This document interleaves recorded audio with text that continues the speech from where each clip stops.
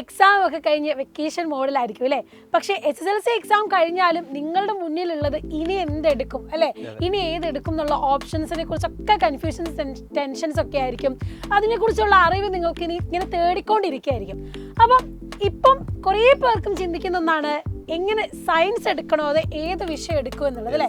അപ്പം എന്തിനാകും സയൻസ് എടുക്കുന്നത്, അല്ലെങ്കിൽ സയൻസ് എടുക്കുന്നതിനുള്ള കാര്യം എന്താണ് സർ? അപ്പൊ ഒരുപാട് പേര് ഡൗട്ട് ആണ്, സയൻസ് എടുക്കണോ, സയൻസ് ആണോ ഞാൻ ഇനി മുന്നോട്ട് എടുക്കേണ്ടതെന്നുള്ളത്.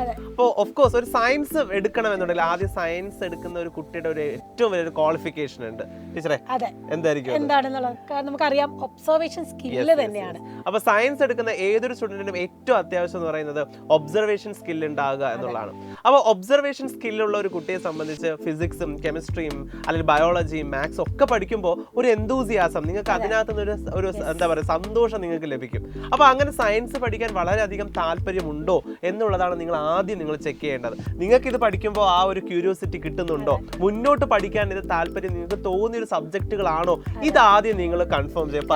നമ്മുടെ ചുറ്റുമുള്ള കാര്യങ്ങളെ നല്ലോണം ഒബ്സർവ് ചെയ്യാനുള്ള ഒരു ആഗ്രഹം നിങ്ങൾക്ക് ഉണ്ടെങ്കിൽ അല്ലെ, സാർ പറഞ്ഞ പോലെ തന്നെ ആ ഒരു എന്തൂസിയാസം ഉണ്ടെങ്കിൽ അങ്ങനെയുള്ള ഒരാളാണ് നിങ്ങളെങ്കിൽ നിങ്ങൾ സയൻസ് യോഗ്യരാണ്. പക്ഷെ പലരും ചെയ്യുന്നത് വെച്ച് കഴിഞ്ഞാൽ വീട്ടുകാരുടെ നിർബന്ധം അല്ലെങ്കിൽ കൂട്ടുകാർ പറയുന്നത് കേട്ടിട്ട് അല്ലെങ്കിൽ സയൻസ് എടുത്ത ഒരാൾ പോകുന്ന പോക്ക് അല്ലെങ്കിൽ വളർച്ച കണ്ടിട്ട് അങ്ങനെയല്ല ഒരിക്കലും നമ്മൾ സയൻസ് എടുക്കേണ്ടത്.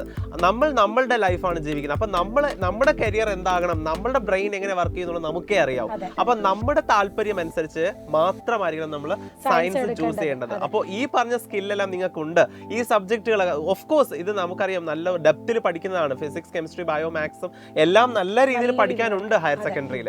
അപ്പോൾ അവസാനം നമ്മൾ എടുത്തിട്ട് നമുക്ക് വിഷമിച്ചിട്ട് കാര്യമില്ല. സിലബസ് മാറും, NCERT സിലബസ് മാറി NCERT സിലബസ് എടുക്കുന്ന കുട്ടികളുണ്ടാകും, അതിൻ്റെതായ കോംപ്ലിക്കേഷൻസ് കൂടി വരുന്നുണ്ടാകും. കാരണം ഇത് കഴിഞ്ഞിട്ട് എൻട്രൻസ് ഒക്കെ പ്രിപ്പയർ ചെയ്യാനുള്ളതാണ്. അപ്പൊ അതുകൊണ്ട് അത്രയും ഡെപ്തിൽ കാര്യങ്ങൾ പഠിക്കാനുണ്ട്.